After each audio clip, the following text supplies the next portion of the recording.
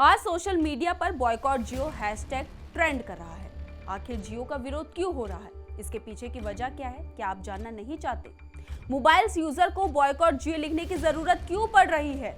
यकीन नहीं होता तो आप हमारी खबर देखकर कमेंट बॉक्स में शायद बॉयकॉट जियो लिखने से खुद को नहीं रोक पाएंगे। यकीन नहीं है तो इस एक्सक्लूसिव रिपोर्ट की एक एक शब्दों पर गौर फरमाइएगा, लेकिन उससे पहले आयन भारत को सब्सक्राइब कर लीजिए। नमस्कार, मैं मंजू रुधियाल और आप सभी का स्वागत है आयन भारत में। धीरूभाई अंबानी के जमाने में जब रिलायंस ने मोबाइल की दुनिया में कदम रखा था तो उस वक्त धीरूभाई की कंपनी रिलायंस ने कर लो दुनिया मुट्ठी में टैगलाइन दी, जो काफी पॉपुलर हुई। अपने पिता की बात को सीरियसली लेकर मुकेश अंबानी ने रिलायंस जियो लॉन्च करने की सोची। उस वक्त उन्होंने सोच लिया था कि भारत की 140 करोड़ आबादी को अपनी मुट्ठी में जकड़ कर रखना है। कैसे जियो के नाम पर भारत के सबसे बड़े बिजनेसमैन मुकेश अंबानी ने लोगों को बेवकूफ बनाया, कैसे टेलीकॉम सेक्टर को अपने हाथों में ले लिया, ये आज आपको आयन भारत बताएगा। देश में आज सिर्फ 4 टेलीकॉम सर्विस ऑपरेटर है, जियो, एयरटेल, वोडाफोन और बीएसएनएल, जिसमें जियो के पास इस समय करीब 48 करोड़ यूजर्स हैं, जबकि बीएसएनएल को ना ही गिने तो चलेगा, क्योंकि बीएसएनएल तो खुद ही बैसाखी के सहारे चल रही है। बाकी बची एयरटेल और वोडाफोन ने भी जियो की देखा देखी अचानक अपने रेट बढ़ा दिए हैं। आखिर क्यों रेट बढ़ाए? विपक्ष का भी यही सवाल है जिसे वो सरकार से पूछ रही है।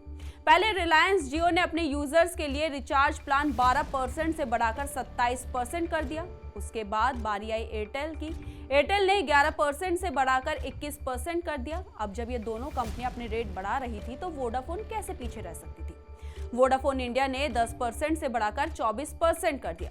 और सबसे बड़ी बात यह कि तीनों ही कंपनियों ने कीमतें बढ़ाने की तारीख आपस में मिलकर तय की। तीनों ही कंपनियों ने मिलकर देश की जनता को एक साथ झटका दे दिया। यहाँ सरकार और टेलीकॉम कंपनियों के मालिक को यह समझना बेहद जरूरी है कि टेलीकॉम कोई खाने पीने का प्रोडक्ट नहीं है कि किसी दिन सस्ता तो किसी दिन महंगा लोग खरीद सकते हैं। सरकार देश को डिजिटलाइजेशन करने पर जोर दे रही है, लेकिन ये कैसे संभव होगा जब फोन का रिचार्ज इतना महंगा हो जाएगा? कोई गरीब इंसान इतना महंगा रिचार्ज कैसे कर सकेगा? ये सोचने वाली बात है। ऐसा कोई भी फ्री ऐप नहीं है जो बिना इंटरनेट के चल सके। मतलब साफ है कि पहले आपने फ्री का झांसा दिया, फिर कम पैसों में रिचार्ज प्लान दिया, और जब देश यूजर्स आपसे जुड़ गए तो आप उन्हें यूज करने लगे, और अब यूजर्स के पास दूसरा कोई ऑप्शन नहीं बचा है और आपने इसी मौके का फायदा उठाया। प्राइवेट टेलीकॉम कंपनियों ने वार्षिक शुल्क बढ़ाकर जनता की जेब से करीब 34,000 करोड़ रुपए वसूले हैं। इस कीमत को आप इस तरह समझें कि हापुड़ से लेकर दिल्ली के प्रगति मैदान तक जो हाईवे बना है उसका खर्च करीब 7,000 करोड़ रुपए था।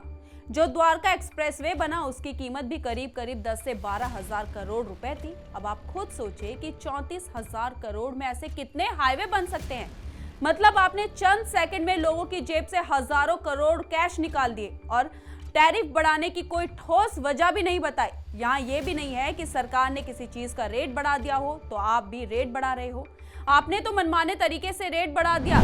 इतना सब कुछ होता हुआ देख यहाँ ये बात साफ है कि मुकेश अंबानी के खिलाफ कोई कुछ नहीं बोलेगा, क्योंकि जब सत्ता में कांग्रेस थी तब 2011 में जयपाल रेड्डी को पेट्रोलियम मंत्री बनाया गया था। लेकिन उसी साल यानी 2011 से 2012 में देश के सबसे बड़े उद्योगपति मुकेश अंबानी से उनकी टक्कर हो गई।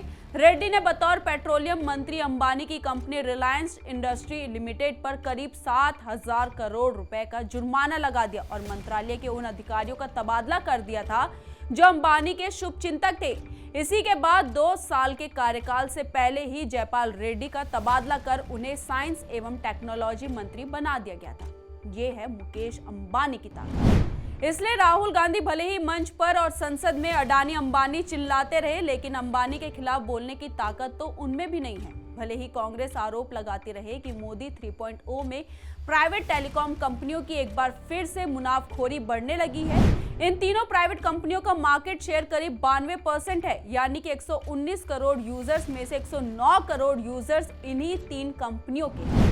और आज देश में सेलफोन इस्तेमाल करने वाले प्रति ग्राहक से प्रति माह औसत कमाई 152 है। अब सवाल उठता है कि सरकार ने बिना रेगुलेशन, नियम, निगरानी के बिना प्राइवेट कंपनियों को एक तरफा मर्जी व मनमानी तरीके से कीमतें बढ़ाने की अनुमति क्यों दी? क्या सरकार ने कीमतों में होने वाली वृद्धि को चुनाव पूरा होने तक रोक कर नहीं रखा था ताकि उनसे अतिरिक्त वसूली के लिए जवाब ना मांगा जाए? ऐसा कैसे हो सकता है कि सभी निजी कंपनियां अपनी औसत टैरिफ सामान्य रूप से 15 से 16% बढ़ाए, जबकि उनकी निवेश की जरूरत अलग अलग है? फिर भी सरकार ने इस पर अपनी आंखें क्यों मूंद कर रखी? कई सवाल है। अब आपको क्या लगता है? क्या आप हमारे कमेंट बॉक्स में बॉयकॉट जियो लिखेंगे या नहीं? अपनी राय हमारे कमेंट बॉक्स में जरूर दें और इस वीडियो को ज्यादा से ज्यादा शेयर कीजिए। धन्यवाद।